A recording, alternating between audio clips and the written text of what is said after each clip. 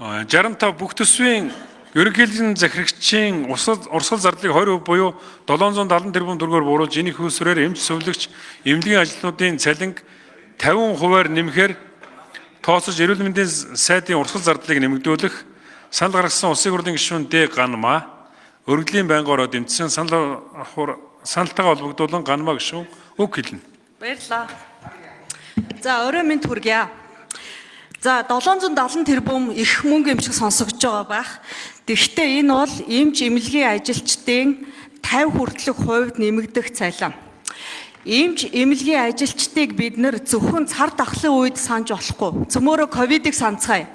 Хин гэр орноо үр хүүхдээ бүх юма мартаад амь нас эрүүл мэндэ бодчихгүйгээр тэнд очиж өвчтөнгүүдийг сахижсэн билээ.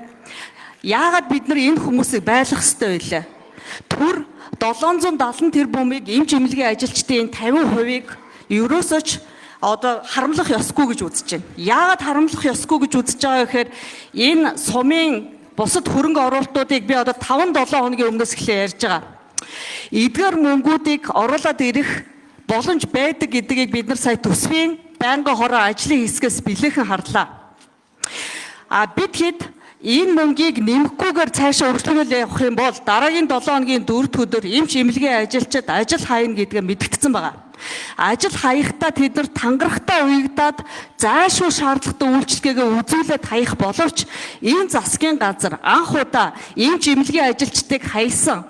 Тэрнээс болж хүмүүсийн амь нас эрүүл мэнд эрсдсэн тохиолдолд энэ засгийн газар энэ салбарын сайдад хар тол болж үлдэн шүү гэдгийг би энд анхаармаар байна. Нэгдүгээр. Хоёрдугаарт төрийн үйлчилгээ гэдэг салбарт эмч эмнэлгийн ажилчдыг оруулснаар бид нар өөрсдөө тогтолцоог ингэсэн. Энийх нь үр дагавар нь эднийх нь эрсдэл нь яагаад эмч эмнэлгийн ажилчдад өөрсдөд нь буух гэсэн юм бэ? Энийг бид нар хүлээн зөвшөөрөх огт боломжгүй. Хэрвээ энэ засаг үнэхээр ажил хий гэж бодож байгаа бол энэ цалингийн асуудлын 50% нэмээд энэ асуудлыг шийдээд эмч эмнэлгийн ажилчдыг иргэдээ эрсдлээс хамгаалах хэрэгтэй. Иргэдийг эрүүл мэндтэй байхын тулд аж амьдрал нь зүгээр байхын тулд эрсдлийг бууруулахын тулд заашгүй энийг дэмжих шаардлагатай. Энэ дээр заашгүй кнопонд хүрэхгүй байж дэмжиж өгөхийг хүсье. Төсвийн байнгын орооны дэмжээгүй саналыг дэмжиж гэдэг саналын томьёолоор санал хураалт явуулъя.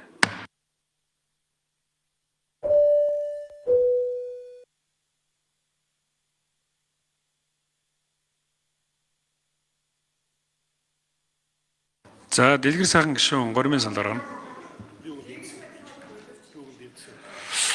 Энэ коноп ажилласангүй нэгдүгээр, хоёрдугаарт би дэмжсэн санал өгсөн шүү дээ. Болсонгүй шүү дээ. Дахиж хураалгах уу?